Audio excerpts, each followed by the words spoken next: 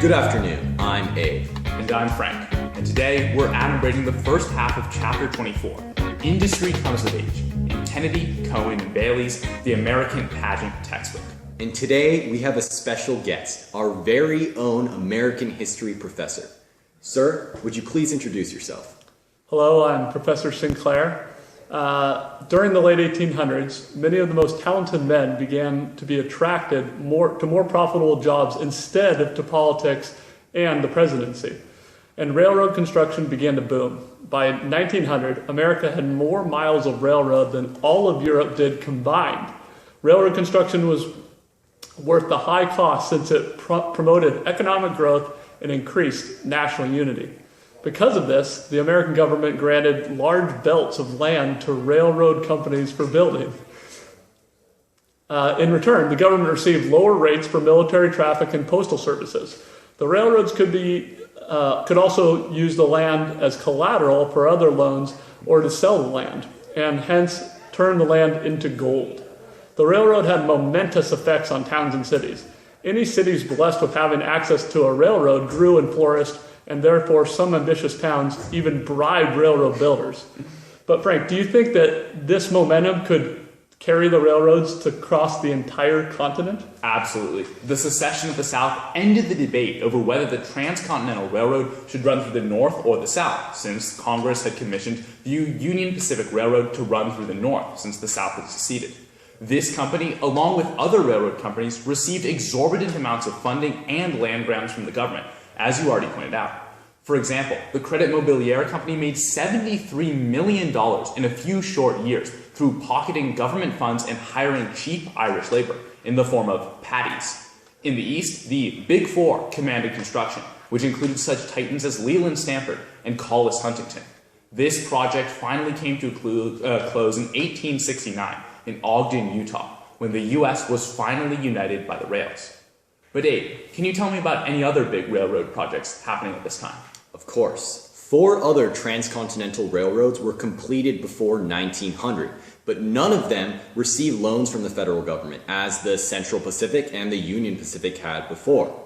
James J. Hill, praised as the greatest railroad builder ever, is remembered for sponsoring the construction of the Great Northern Railroad. However, railroad builders sometimes had unrealistic goals. They built rails that went from nowhere to nothing, and hence often went bankrupt. So, Mr. Sinclair, we talked about Leland Stanford and Huntington, but were there any other railroad barons? Well, Cornelius Vanderbilt strove to consolidate the tracks in New York, amassing a fortune of $100 million. Innovations were springing forward elsewhere as iron rails were replaced by steel ones, which were cheaper and stronger. The Westinghouse air brake also improved the safety, eventually allowing such trains as the Pullman Palace cars, known for their luxury. Frank, how else did the railways change the American economy? Good question. Railroads created a huge new market in the American economy, and 20% of all U.S. investment was directed towards it. The impacts of railroad proliferation were increased mining and agriculture throughout the country, as trains allowed easy transportation of raw materials and workers. Railroads even twisted the fabric of time itself, as it was the railroad companies who pioneered the use of 4 standardized time zones across the U.S., since the previous system of each city having a slightly different time was too confusing in regards to train schedules. All in all, railroads led to the creation of vast amounts of wealth and the creation of a class of millionaires. But Abe, was there any corruption among this new class? Of course, there were many corrupt people in the railroad industry, but Jay Gould was the most adept with his corrupt tactics. Gould basically controlled the railroad stocks, buying them at low prices and then selling them for much higher prices. Similar to Gould's techniques, many railroad moguls used stock watering to make immense but undeserving profits. Basically, they would sell stocks for prices far above their actual value by convincing stock buyers that the railroad would be extremely profitable. Therefore, railroad managers had to charge high rates to pay off their overestimated investments. Wealthy railroaders wealthy railroaders overall bribed judges, elected their own candidates to political office, and gave free passes to journalists, all to avoid facing justice for their corrupt methods. Overall, railroad kings held more direct control over the American people than did the president himself. And to protect their profits, the railroaders began to enter into defensive alliances, known as pools. Basically, they agreed to divide business in a certain region and thus share the profits in that region. Sometimes, rail barons would give lower rates to powerful shippers and hence force small farmers to pay the highest rates.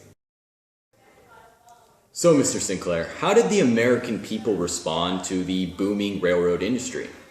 Well, the American people only slowly responded to the economic manipulations of the railroad barons, since America emphasized laissez-faire and valued free competition.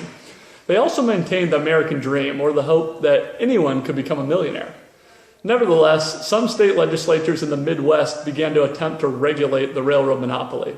However, in the case Wabash v. Illinois, or Wabash St. Louis and Pacific Railroad Company v. Illinois, it was decided that individual states did not possess the power to manage interstate commerce.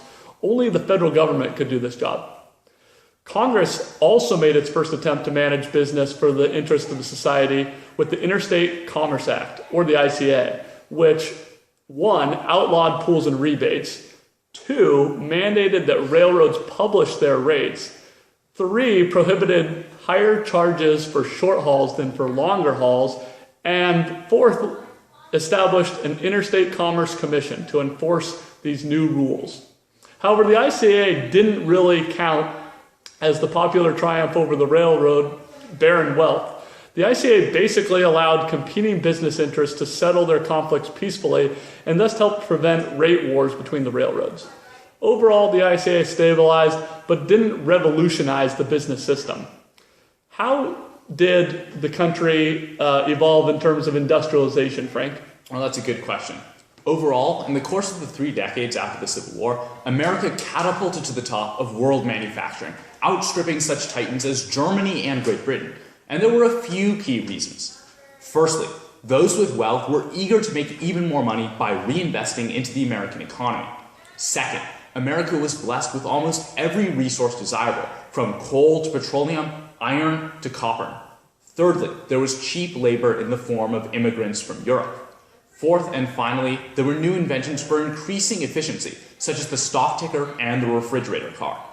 Whole new industries were opened up by these inventions. First and foremost, Alexander Graham Bell's telephone.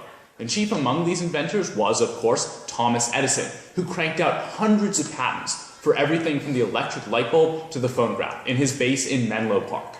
But Abe, can you tell me what tactics the captains of industry in America used to consolidate their power?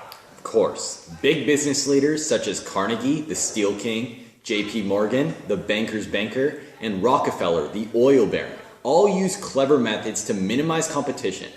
Carnegie used the technique of vertical integration, or monopolizing all stages of manufacturing. Essentially, he controlled the manufacturing process from its start at the bottom to its finish at the top. Carnegie overall wanted to improve efficiency, eliminate middleman fees, and ensure high quality.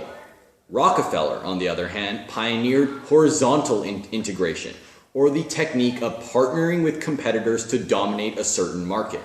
Rockefeller introduced the trust, or a large-scale business combination, to control his rivals.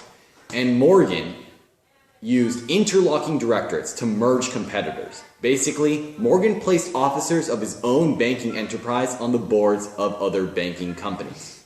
Thank you for watching. Please like and comment and subscribe. And comment down below with any questions that you have concerning this chapter. We'll catch you guys next time.